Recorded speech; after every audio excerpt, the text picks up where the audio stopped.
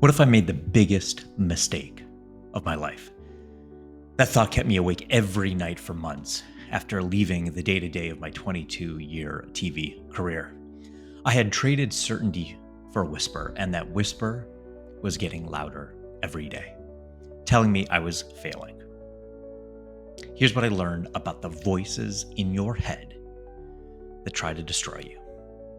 If you've ever made a big life change and you've been tormented by self-doubt, this story will show you how to silence the inner critic that's keeping you stuck. This is day 5 of my transformation story. Yesterday, I told you about losing my identity at 47 and the fear of rebuilding from scratch. But what I didn't tell you was about the voices, the relentless, persistent voices in my head that started the moment I walked away. Let me paint you a picture of what those first few months really looked like inside my head. Time, midnight, 1 a.m., 2 a.m., 3 a.m., lying in bed, staring at the ceiling. My mind is racing. You had a great job, Emmy nominations, respect in the industry, and you threw it all away for what? To flip houses? To help entrepreneurs with their brands? Are you insane? That voice. It was relentless. During the day, I could stay busy. I would make calls, watch YouTube videos, read books, network. I could convince myself I was making progress.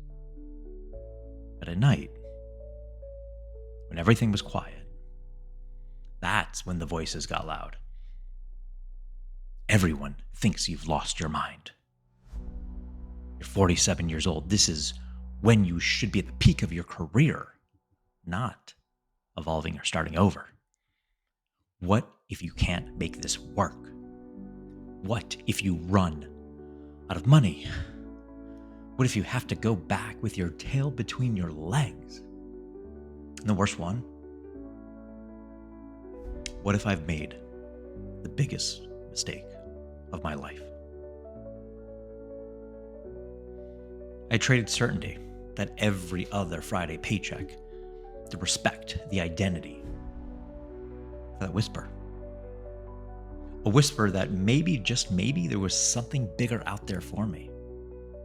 But whispers, they're quiet. And doubt screams. And here's what nobody tells you about making a major life change. The external challenges aren't the hardest part. It's the internal battle. I could handle learning new skills. I could handle networking. I could handle the financial pressure. Okay, sort of handle the financial pressure. But what I couldn't handle was my own mind turning against me. Some nights I'd lie there and think, I had it made. I was the senior director of Primetime Unscripted at A&E.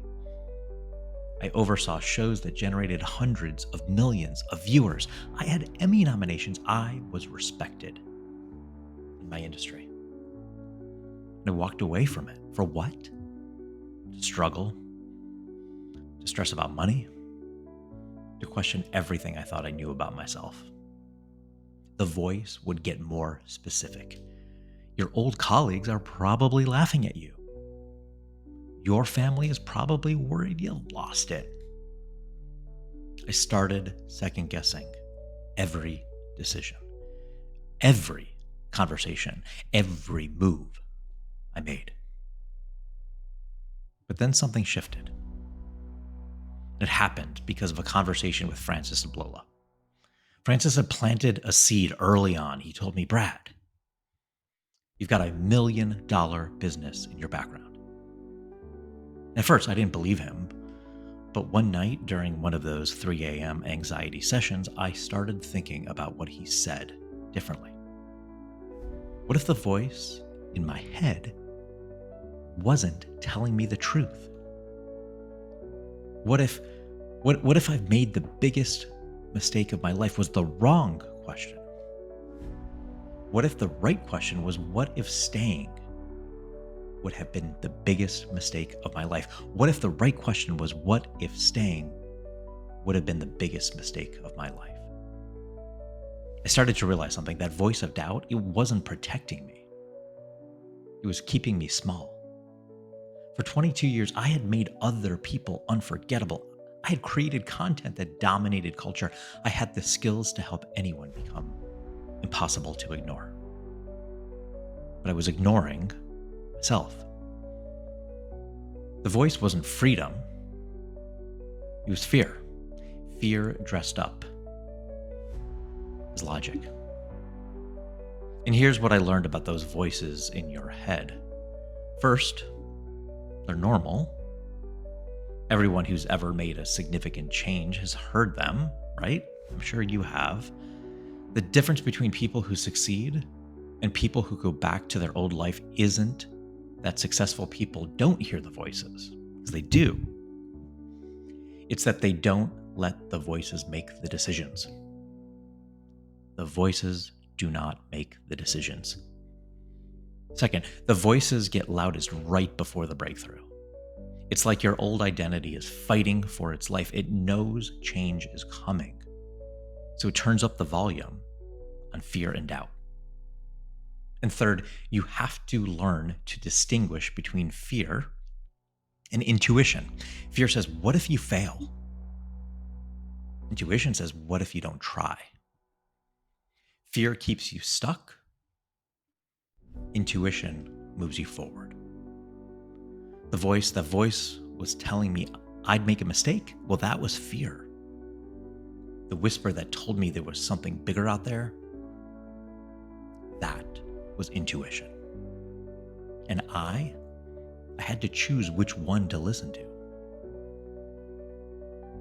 I'm not going to lie to you, I still hear those voices sometimes, even now as I'm building the $2 bill brand and helping others become unforgettable. There are moments when doubt creeps in. But now, I know what they are. They're not truth. They're just noise. And tomorrow, I'm going to tell you about the moment when someone else's voice drowned out all that noise. Someone whose opinion mattered more than any voice in my head. Someone who saw me when I couldn't see myself. So if you're hearing voices of doubt about a change you're considering or a leap you've already made, remember this: the voice of fear speaks in questions designed to keep you stuck. The voice of intuition speaks in possibilities designed to set you free. The voice of intuition speaks in possibilities designed to set you free. Do not fear. Don't let fear make your decisions. So while you're at it, take the Vibe Finder GPT assessment now.